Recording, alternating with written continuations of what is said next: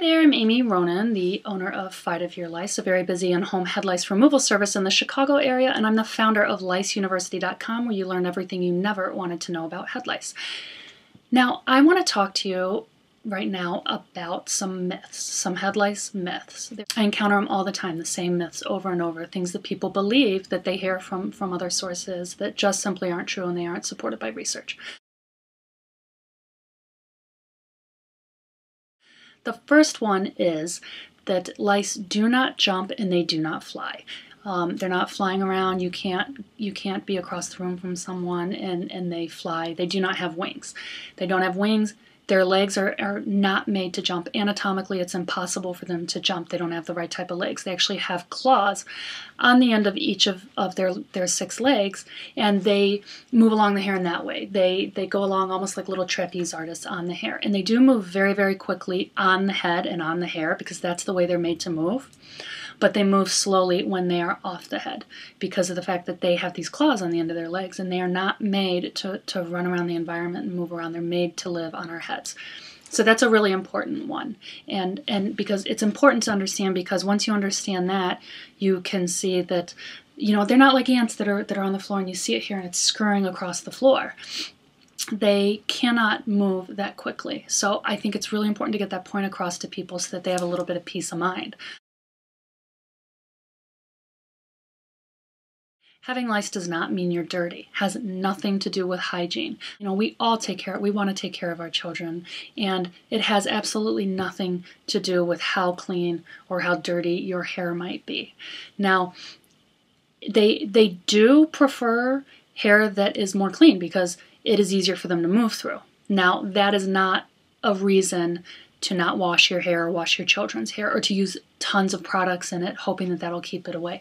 Because the fact of the matter is that if a louse gets on your head, they have such a strong instinct, such a strong drive to feed. They get on your head and they go toward your scalp. They go toward the heat and the blood. They can sense that. So if they get onto your head, they're not going to go, oh, I really don't like it here. It's too dirty. I'm leaving. Or, oh, there's a bunch of gel or something in the hair and I'm leaving. They want to feed.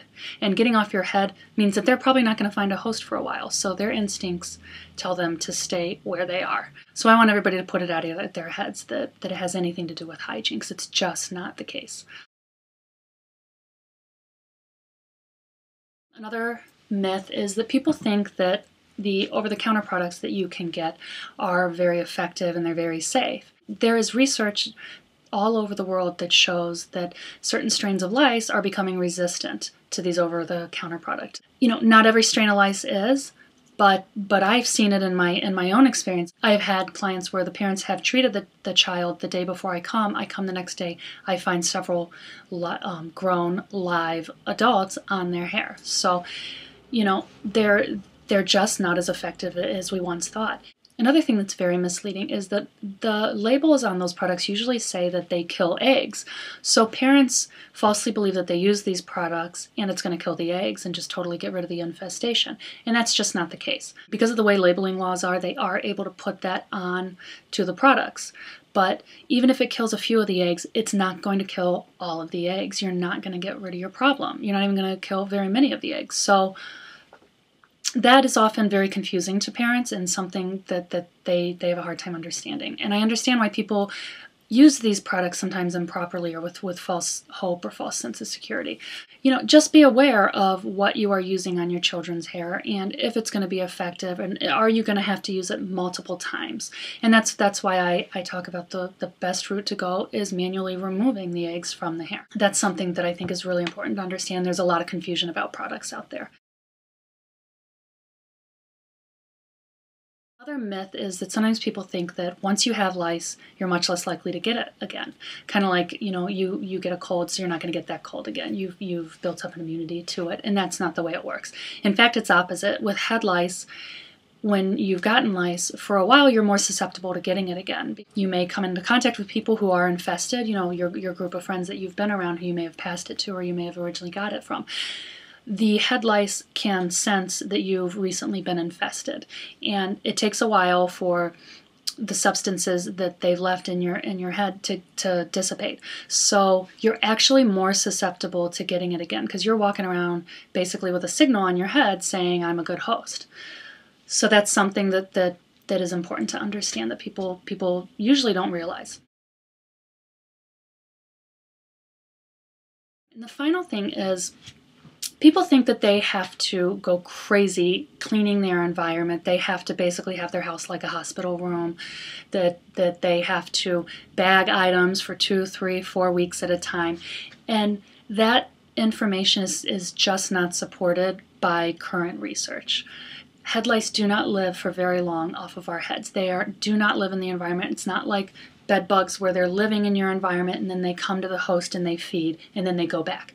They live on the host, that means in our hair, and they feed from us, only from us. So there isn't a need to do this excessive cleaning. There are things that you do need to do. There are steps you need to take when you've had an infestation to protect your children from becoming reinfested.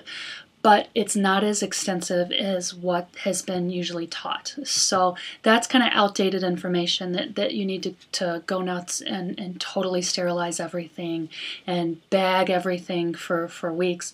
If the lice are, say, on your children's teddy bears, for example, they don't have a source of food in that environment, on those teddy bears or in those blankets.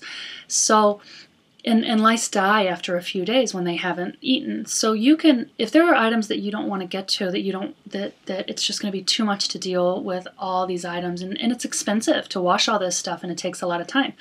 So if there are items like that you aren't going to be able to get to, or that aren't safe to launder or clean, then what you can do is actually set them aside. You could put them in a bag and set them aside for a few days, for 1, 2, 3 days. 3 days if you want to be very, very careful. So that is something that I really like to get across to parents, because I don't like to see people wasting all their energy doing these things that are completely unnecessary. All they're going to do is give you a really clean house. They're not going to do anything to end your head lice infestation. So, and then the more work you do that's unnecessary, the more frustrated the parents get, the more tired they get, the harder it is for them to deal with the infestation. So I hope this has helped you dispel some of the myths that are out there about head lice.